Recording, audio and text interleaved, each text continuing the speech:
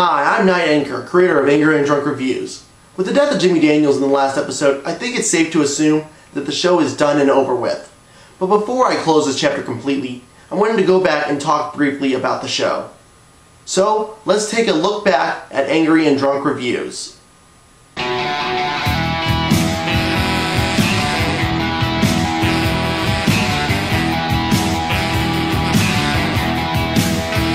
drink alone. Yeah, with nobody else. During the advent of the angry video game nerd, I had a few ideas for reviews of my own. I made a few videos using a shitty webcam, a shitty microphone, and a shitty software. The results were just as shitty. But after seeing shows like Atop the Fourth Wall, The Spoonie Experiment, The Nostalgia Critic, and many more, I decided to try again.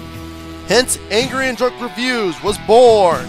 This show served many purposes. First and foremost, it served a personal purpose that allowed me to experiment with filming for a little bit, including lighting, setting up the camera, special effects, and editing using Sony Vegas.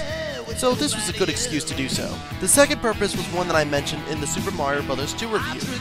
We've all bought something with the expectation of it being good for one reason or another, only to find out that it was a piece of crap.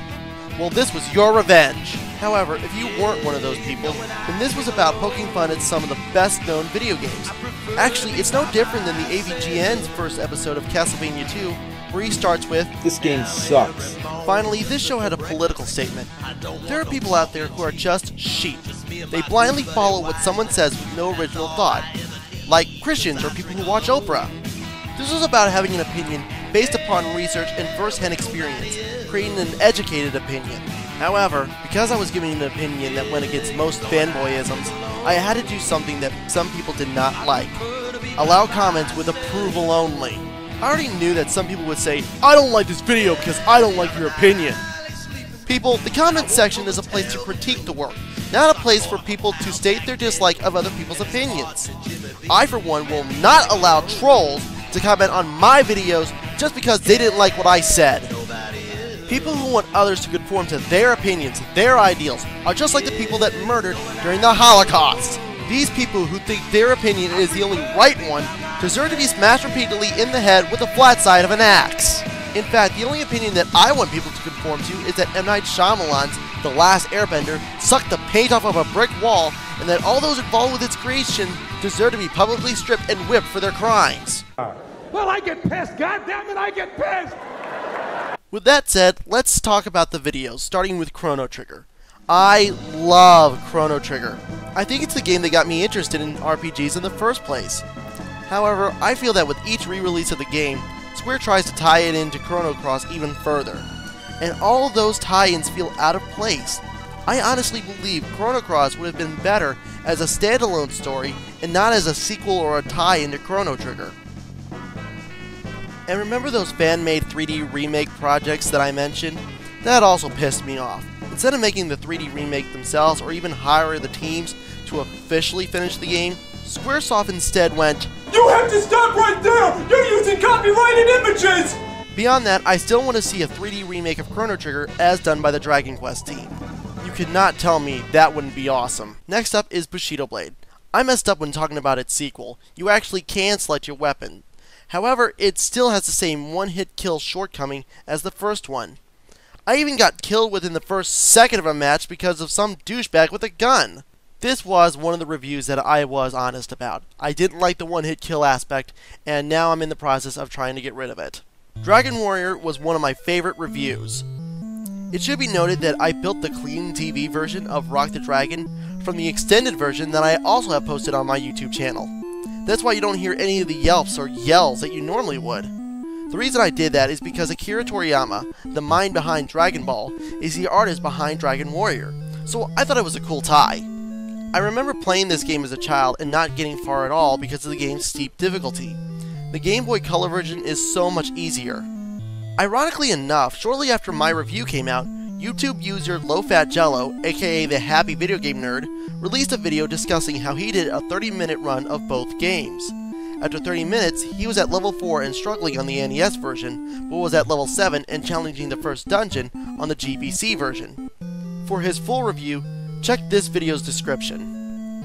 I want to mention that I enjoy both Dragon Quest and Final Fantasy. They are both two different series, each with their own charm. Dragon Quest is about evolution, each new version being an improved version of the last. Final Fantasy, on the other hand, is about experimenting, where each version of the game is different from the others. Weighing the Options was created from an opening skit that I just rolled with. I enjoyed how pathetic I acted. Other than that note, I still stand by my review. I'm bad. I did the Nintendo E3 2011 video on a whim after watching the E3 show. I normally don't care about Sony or Microsoft since I don't own an Xbox, not for the lack of trying, and I don't own a PS3. I honestly did get my count for the drinking game by actually playing the drinking game, but I had to quit after getting hit hard with 12 shots in the first 15 minutes. Part of the reason why I'm not interested in the 3DS is because some of the games do not appeal to me. I've grown out of Mario, I don't need another re-release of Ocarina of Time, and the only other games that interested me were Cave Story, Icarus UPRISIng, and the upcoming Zelda 3DS game. Beyond this, my opinion in the review still stands as is. Super Mario Bros. 2 was when I introduced Dr. Insaniac. I did this because I had bought an attire for a convention to cosplay as a Black Lantern Insano, inspired by a drawing by Chad Rocco, who does the show Familiar Faces for ThatGuyWithTheGlasses.com. However, due to circumstances beyond my control, I didn't get to go, so the attire was just sitting in my closet. So I decided to make my own Dr. Insano, Dr. Insaniac. As far as Mario 2 goes, I wasn't entirely serious about the review. I know hallucinogens have to be involved in the creation of any Mario game, but this one was just so drastically different. As a bit of trivia, the collage that I created of the Mario games was only of Mario's platformers, which at the time was about 12. Other than that, this was a game that I actually liked, so don't take the review too seriously. Mega Man 2. This was the episode that I was most vicious. This episode was one of those humorous episodes where I was having some fun tearing down fanboyism. This video was a remake of one of those shitty videos that I had mentioned earlier. Despite my review, Mega Man is my all-time favorite character, only second to Astro Boy. However, I feel that Mega Man 2 was not the pinnacle of Mega Man greatness, as many people believe.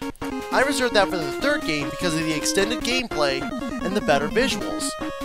I also want to mention that I flubbed the line on the visuals. The colors and the backgrounds were actually very flat. It's one of those things that made Mega Man 2 unappealing to me. Beyond that, all my evidence still stands, but not to the extent that I had expressed.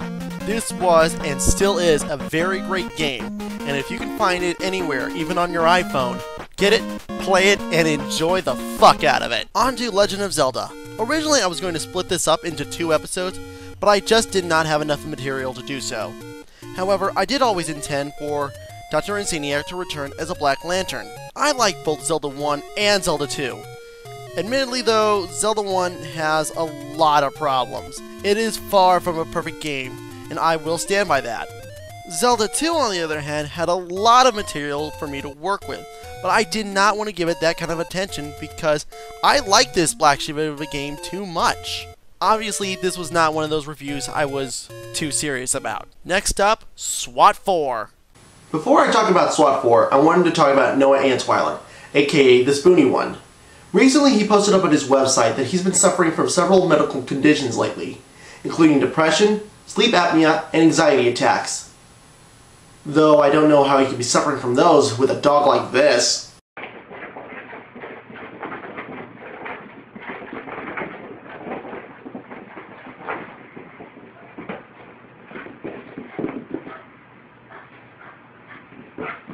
Since I enjoy watching the Spoony experiment, I would like to see him get back on his feet. Therefore, I wish the Spoony One a swift and full recovery.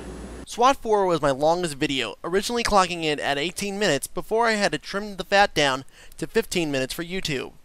I actually did buy SWAT 4 because of the Spoony experiment. However, my experience with the game greatly differed from his own because I decided to be hardcore and start on elite mode with a non-lethal shotgun. But when I got to the hotel level, Spoony's hardest level, I found that bathroom camper easy to blow away. That's why I discovered Spoony's suckage and wanted to make this video. Once upon a time, I wanted to do an episodic guide to SWAT 4, but I've lost interest since then. Oh, and my comments in this review about the Spoony One were all in good fun. In fact, I tried to mirror his style in this video, though I bet I failed. Beyond that, I stand by this review. Final Fantasy X-2. My first video in widescreen.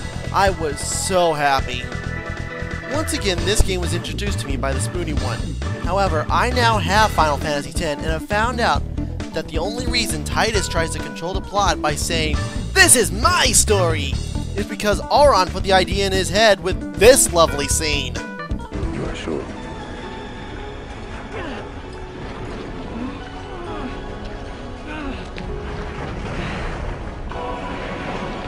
This is it.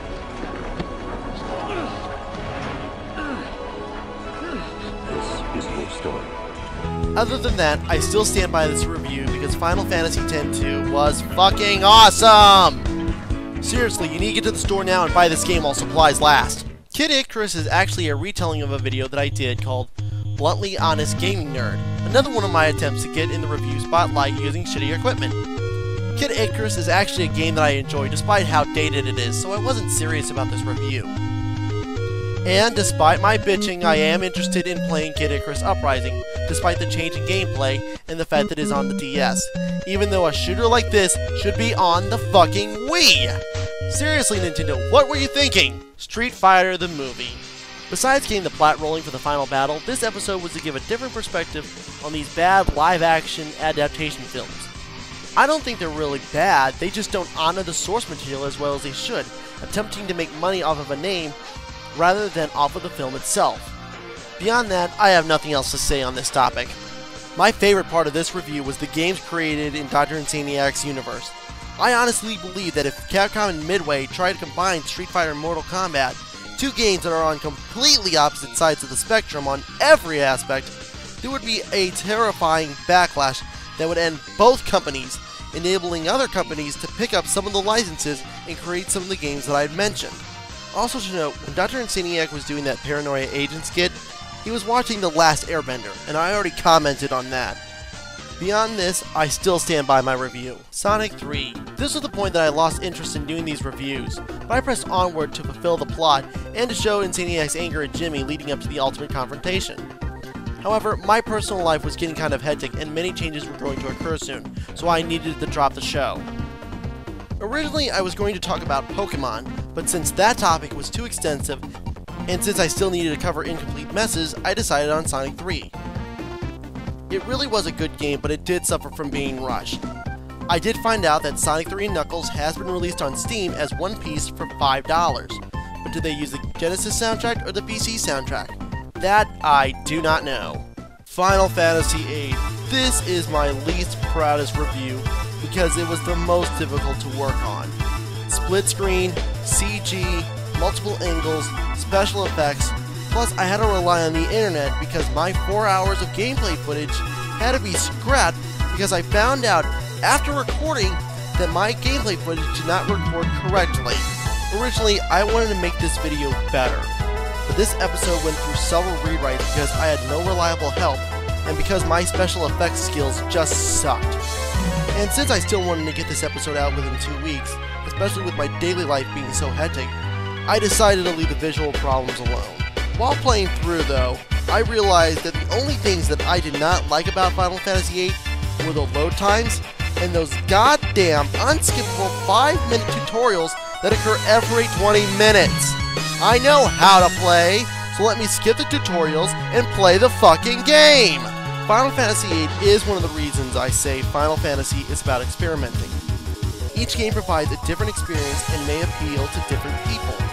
That is why I honestly would not mind seeing Final Fantasy VIII remade.